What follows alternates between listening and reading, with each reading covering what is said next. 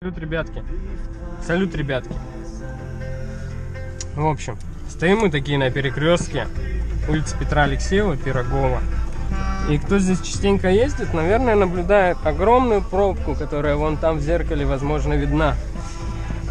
Я вот думаю, что бы здесь могло исправить ситуацию? Может быть, светофор, а может быть, стоило бы здесь сделать круговое движение, а?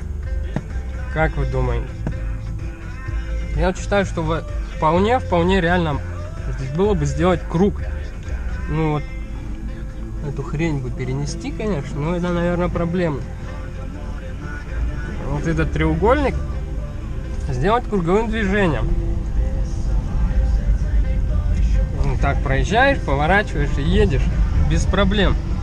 И здесь никогда бы не было пробки, я думаю. Ну, как бы, круг же не обязательно должен быть кругом, он может быть овалом. Вполне сюда бы вписался. Как вы считаете? Скажите, пожалуйста.